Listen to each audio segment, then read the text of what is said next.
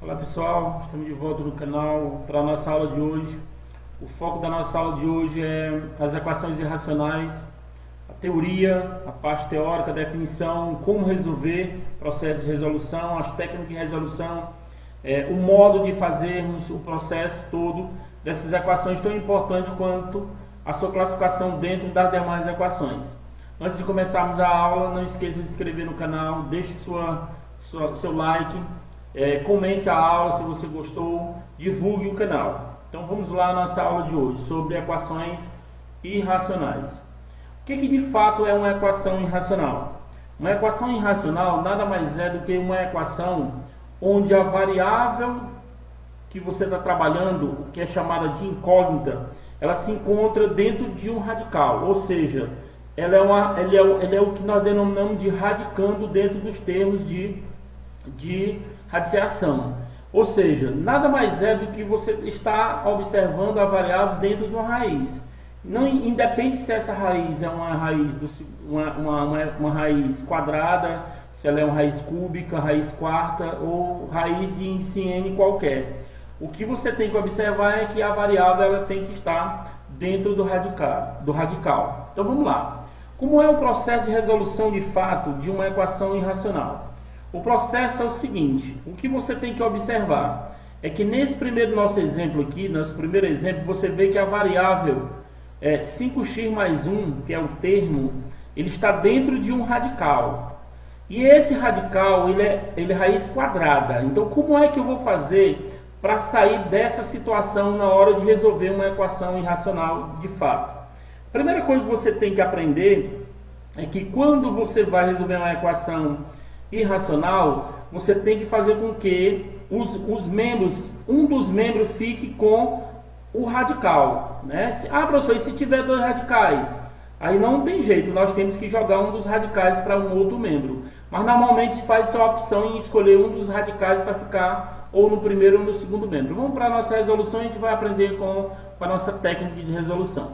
Então o que você observa aqui nessa questão? Você observa que eu tenho aqui raiz quadrada de quem? De 5x mais 1, mais 1 fora do radical, isso aqui tudo igual a quem? Igual a x. Então o que eu vou observar? Essa expressão que está aqui no radical, eu tenho que deixar ela no primeiro membro. Então eu vou deixar ela no primeiro membro aqui, fica 5x mais 1. E professor, o que eu vou fazer com esse mais 1 que está aqui no meu primeiro membro? Você tem que jogar ou levar ele com sinal trocado para o segundo membro. Então como vai ficar? Vai ficar assim, vai ficar x, quem está mais vai para o outro lado, menos. Aí vem aquela pergunta: professor, e agora como que nós vamos sair dessa situação para eliminar esse radical, né? Porque você tem uma raiz. Para você observar, para você se ligar, você tem que observar que essa raiz nossa aqui, é raiz quadrada. Não precisa colocar o índice, porque já por si só radical já é raiz quadrada. Então como é que eu faço para eliminar algo que está dentro de uma raiz quadrada? Você tem que lembrar lá do estudo dos radicais, que se eu tiver a raiz n de a elevado a n, se esse, ou então aqui fora também, pode ser fora assim, você pode colocar fora, se eu tiver o índice e o expoente da potência com o mesmo valor, você elimina esse radical todo. Então aqui é como se ficasse o a. Então a intenção nossa aqui de fato, como aqui é raiz quadrada, é elevar tudo ao quadrado. Só que, como isso aqui é uma equação, é como se fosse uma balança. Então tenho que elevar ao quadrado também o segundo membro. Então quando eu elevo ao quadrado, isso aqui, como atende a propriedade lá, ela elimina isso aqui. Então vai ficar como? Vai ficar assim, 5x mais 1 igual a quem? Aí agora aqui temos um quadrado da diferença de dois termos. Aí você novamente vem para cá. Como é que a gente resolve o quadrado da diferença de dois termos, professor?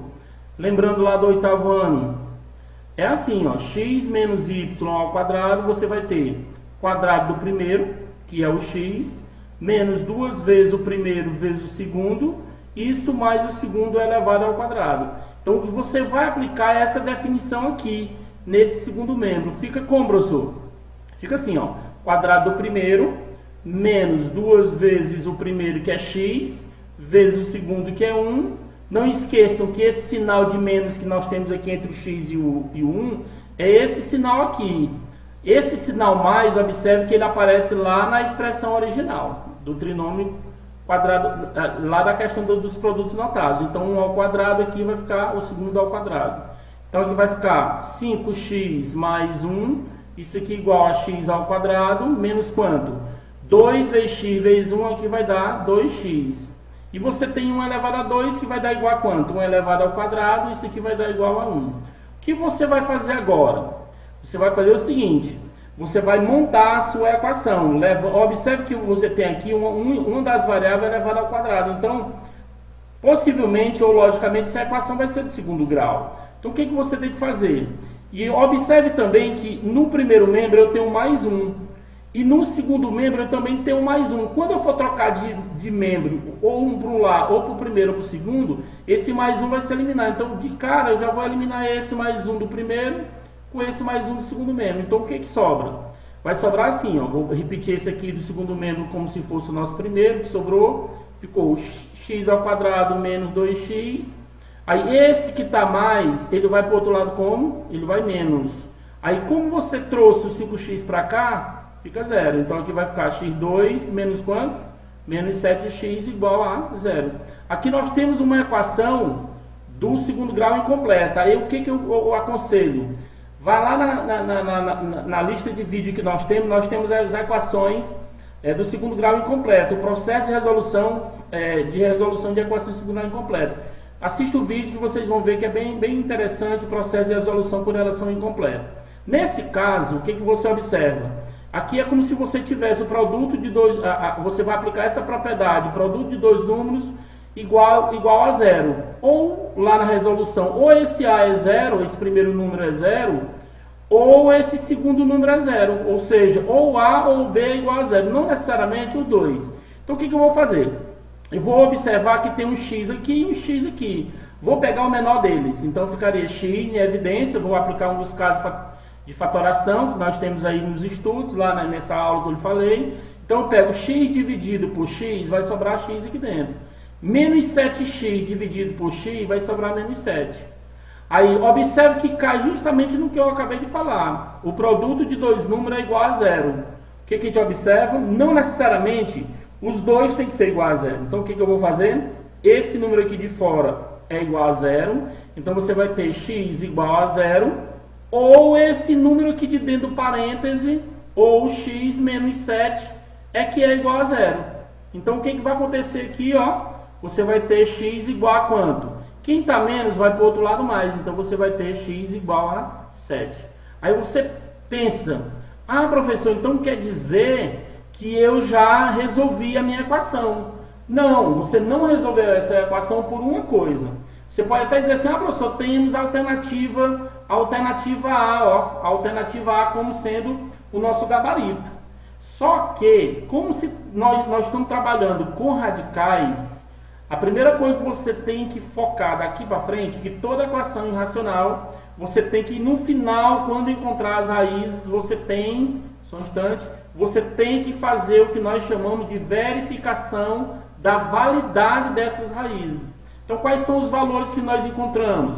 Nós encontramos dois valores. Quais são esses valores? Só um instante. Os valores que nós encontramos foi o seguinte.